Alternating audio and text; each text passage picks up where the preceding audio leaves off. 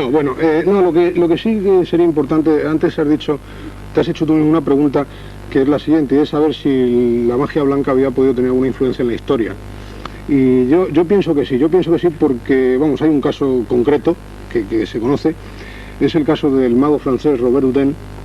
Robert Houdin fue un mago que cambió totalmente la mentalidad de los artistas de su época.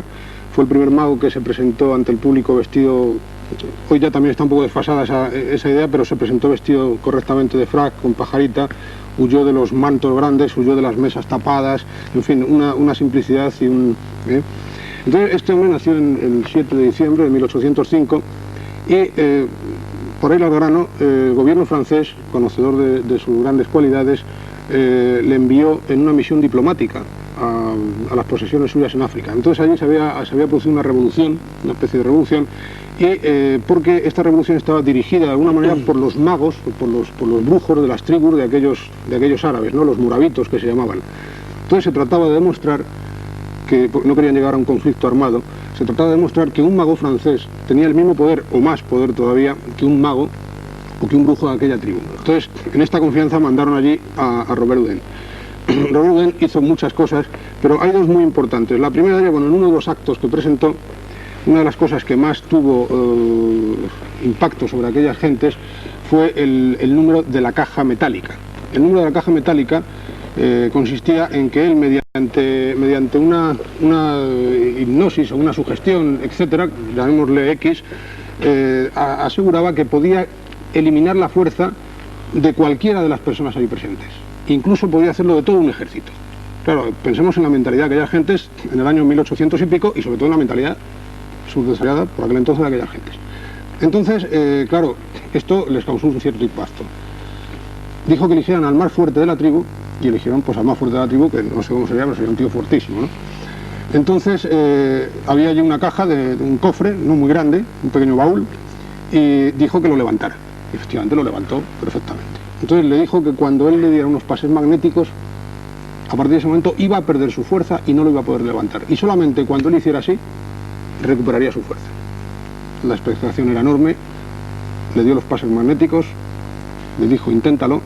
Este hombre, seguro de sí mismo, cogió el cofre, empezó a tirar para arriba y no había manera de levantar el cofre.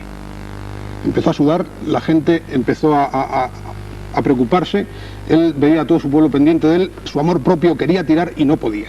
Y solamente cuando Robert Houdin le hizo así, pegó un tirón tan fuerte que cayó de espaldas, levantó la caja. Aquello fue impresionante. A continuación presentó el número de El hombre indestructible. El hombre indestructible es un experimento que ha tenido historia en el ilusionismo, por lo que contaré luego, pero en aquel momento tuvo una especial significación.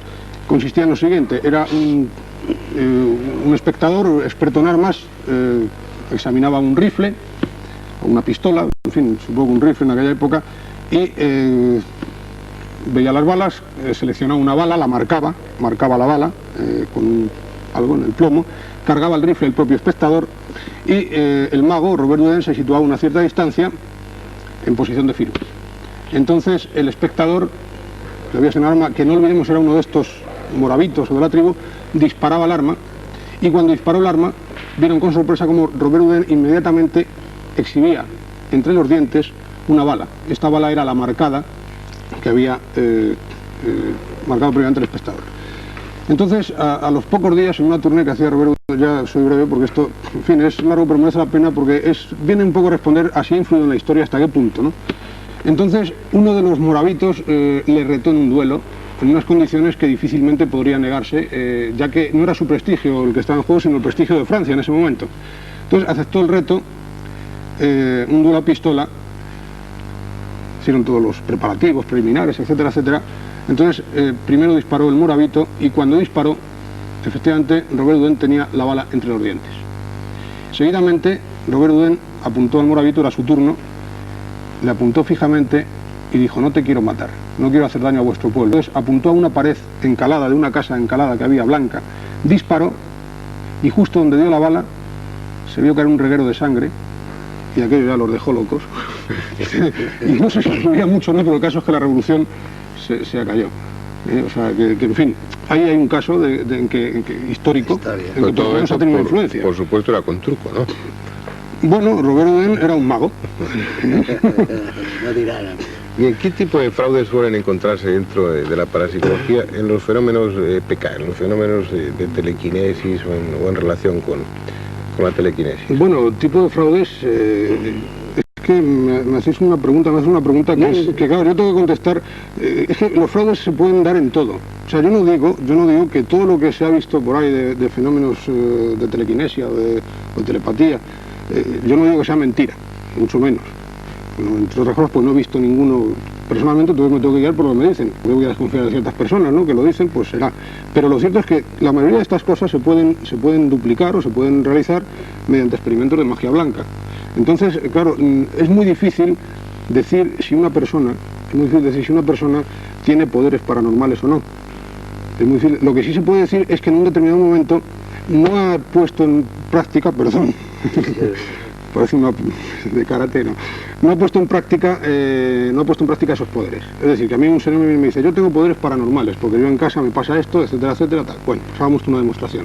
Entonces él me hace una demostración y puede que en ese momento la demostración para mí no sea clara, porque él emplea, a lo mejor en ese momento no le acuden las fuerzas, por llamarlo de alguna manera, y él se ve obligado a hacer truco. Entonces yo no digo que este señor no sea un dotado, lo que digo es que en ese momento ha hecho truco. Ha empleado un método. Hablando en parte y directamente, por ejemplo, un caso tipo Uri Geller o que...